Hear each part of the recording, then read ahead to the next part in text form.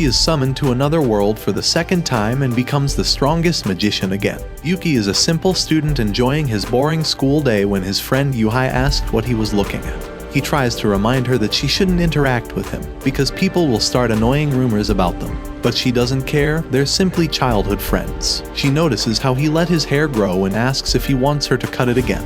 Yuki finally opens up a bit more and smiles at her, allowing her to do it and claiming she doesn't change. She smiles at him, happy that he accepted it, and tells her that they will always be friends. Yuki then looks outside and thinks about how the other world is doing.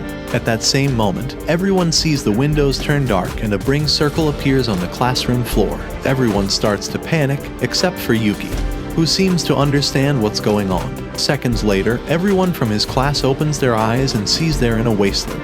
Yuki looks around and gets pretty hyped up because he knows where he is. Yuhai wants to know it, but everyone's attention changes to a nearby noise. Suddenly, the students see some Chemtech soldiers walking in their direction. They ramp up the pace, making the students run away due to their panic.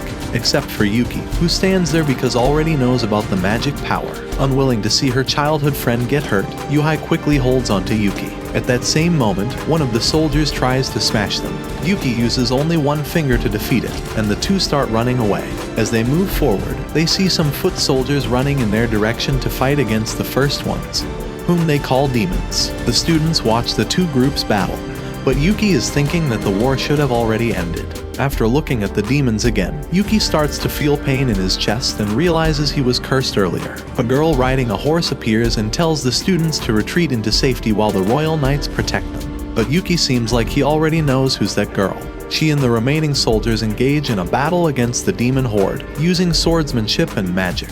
Yuhai gets extremely surprised at how strong they look despite looking so young.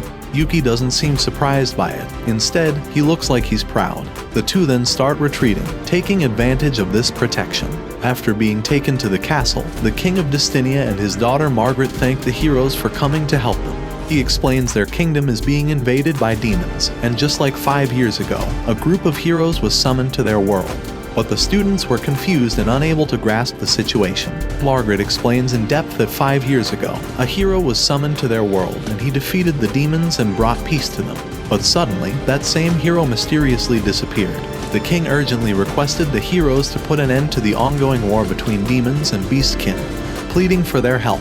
Every student was forced to learn and train their swordsmanship with Glein and magic with Elka. However, Yuki had intended to shirk away all the hard work and simply enjoy the ride. Elka noticed that Yuki was slacking off during training and called him out on it. She first commends his calm composure in this strange world, but then mentions that his selfishness is in pair with the former hero. She told him to go back to training, but he simply mocked her. She decided to teach him a lesson, but he simply ends up slapping her after dodging her attack. As she felt his hands hitting her, her heart skipped a beat. Yuki is the former hero. She knew it was him right away from the way he treated her. She couldn't help but express how lonely she felt after he left. Yuki was apologetic and reassured her that he was back for good.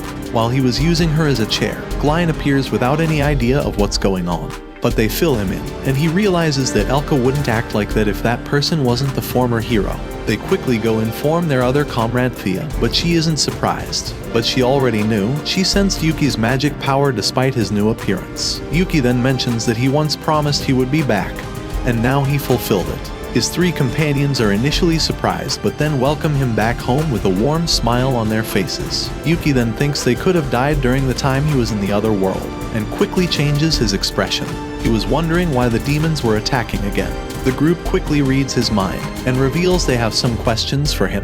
They ask him how he managed to return to this world, and why he looks like another person. They explain that in their point of view, he simply disappeared after his last battle, but Yuki still doesn't understand why he was sent back to his world. According to him, he was battling against their own companion, Toma, with both suffering some blows and injuries. But when Yuki managed to hit Toma's shoulder, a magic ball started to slowly expand, and he was reborn in his original world. He kept all his memories and magic power and somehow was summoned once more to this world. Thea doesn't also understand how it happened, and Elka mentions what the princess previously told. This last summoning isn't a coincidence, but Yuki doesn't want to care about it right now. He wants to know what happened to Toma after receiving his last blow. He mentions that if Toma is still alive, he's probably the one behind the recent demon invasion. Thea asks if the demons are being controlled by any curse, Toma's power, and Yuki confirms it, mentioning the magic power he felt from the demon a few days ago. So, the only explanation is that Toma is behind everything. Elka explains they also searched for Toma just like they did for Yuki, but they also didn't find anything. But now that they know that Yuki is alive, they also believe that Toma is. A soldier interrupts them in a hurry, claiming that the king urgently requested Glein. As Glein leaves, Yuki mentions that his companion is working hard, and Elka mentions that Yuki is the one who originally would get that job. But Yuki didn't want that. His plan was to simply travel all around the world after the final battle, but ended up in that situation. While looking at the scenery, Yuki starts to ask what's Toma's planning. Inside the castle, the king complains that he should have never accepted a peace treaty 5 years ago, and decides to declare a full-fledged all-out war against the demons. But Glein tries to delay it because their emissary hasn't come back with the news after being sent to the demonic continent. The princess disagrees with him, mentioning that the demons are the ones who invaded them, and the heroes being summoned at the same time is more than proof that war is meant to be.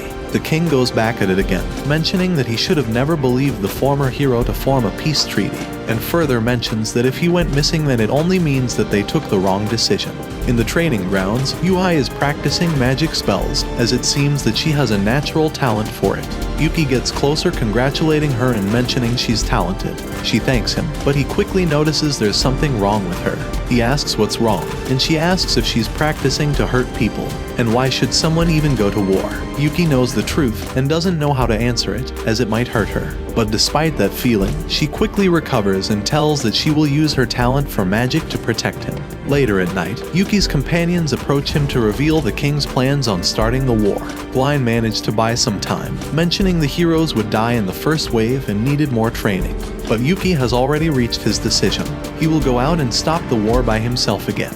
He believes this war is just some stupid thing Toma is creating, and is the one who needs to stop him. The three smile at him and start stating their desires to go with him on their old adventures. But Yuki refuses it, he needs to go alone.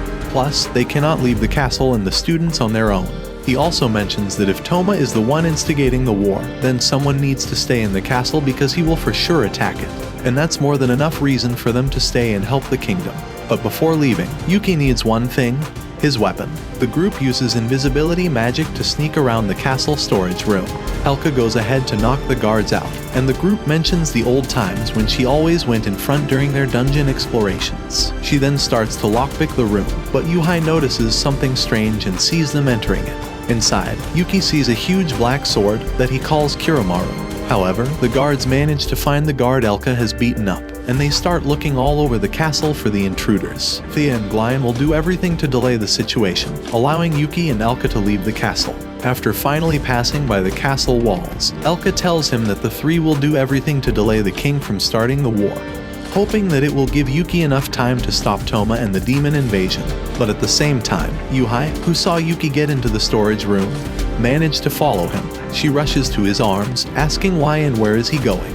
He decides to reveal the truth, explaining this is the second time he was summoned to this world, and that he needs to meet someone to stop this war. Yuhai's eyes are full of tears, and she asks to come with him, promising she will be useful. But Yuki cannot allow her to get hurt, it's too dangerous for her. She can barely contain her emotions, but she remembers her promise. She tells him to close his eyes, and she approaches him. In an instant, she casts some wind and fire magic and gives him the promised haircut. She toughens up, and with a smile, and promises again that she will become strong and protect him. He knuckles her forehead and tells her that if she dodges it the next time, then she will pass the test and accompany him.